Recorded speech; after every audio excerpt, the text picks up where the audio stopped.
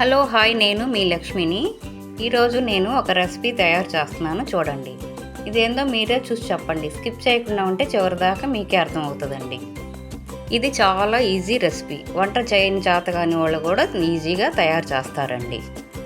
ఇది చాలా పర్ఫెక్ట్గా చాలా బాగా వచ్చిందండి. దీనికి కావాల్సినవి చూద్దామండి ఒకసారి.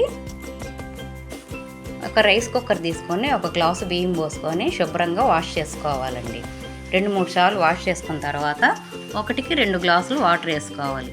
ఇది రైస్ కుక్కర్ కాబట్టి కొంచెం ఎక్స్ట్రా వేసుకున్నానండి.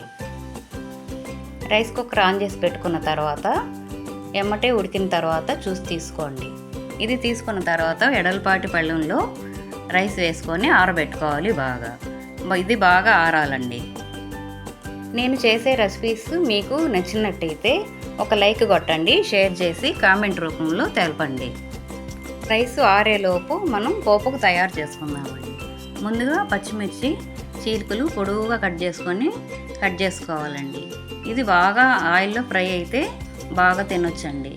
బాగా ఉప్పు కారం బట్టి ఫ్రై అవుతుంది.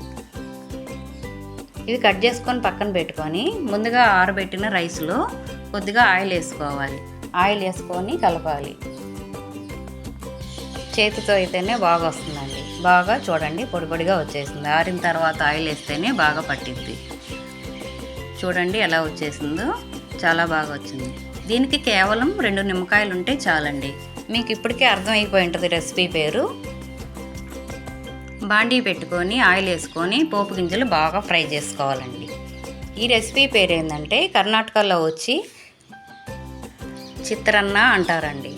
ఆంధ్రాలో వచ్చి నిమ్మకాయ పులిహార, లెమన్ రైస్ అంటారండి. మీరేమంటారో ఒకసారి కామెంట్ రూపంలో తెలపండి. మీకు నచ్చినట్టయితే మీ ఫ్రెండ్స్కి షేర్ చేయండి. తాలింపులోనే పసుపు వేసుకోవాలి, కొద్దిగా సాల్ట్ వేసుకోండి. బాగా ఫ్రై అయిన తర్వాత ఇది ఒకసారి కలిపి పక్కన పెట్టుకొని ముందుగా ఆరబెట్టిన రైస్లో తగినంత సాల్ట్ వేసుకోవాలండి.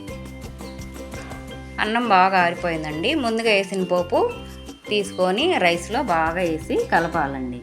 బాగా కలిపితేనే మొత్తం కలిసిపోయిద్ది. ఈ రైస్లోకి నాకు 2 నిమ్మకాయలే సరిపోయినాయండి. ఇది బాగా రసం ఉన్నాయి కాబట్టి మీరు రైస్ని బట్టి నిమ్మకాయలు వేసుకోవచ్చండి. ఇది ఉదయాన్నే టిఫిన్లోకి, మధ్యాహ్నం లంచ్ బాక్స్లోకి, సాయంత్రం టిఫిన్కైనా సరిపోయిద్దండి. ఉదయం చేసుకున్న సాయంత్రానికి కూడా చాలా బాగుంటుందండి పులుపు బట్టి.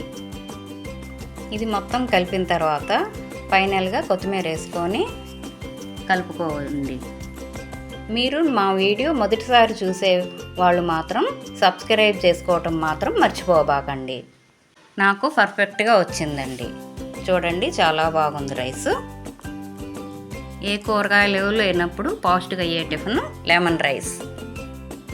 నేను టూర్ వెళ్ళాలనుకుంటున్నానండి. తిరుపతి దగ్గర షొరటిపల్లి వెళ్ళొచ్చిన తర్వాత మీతో షేర్ చేసుకుంటానండి. శివయ్య దర్శనానికి వెళ్తున్నాను. Thank you, bye bye.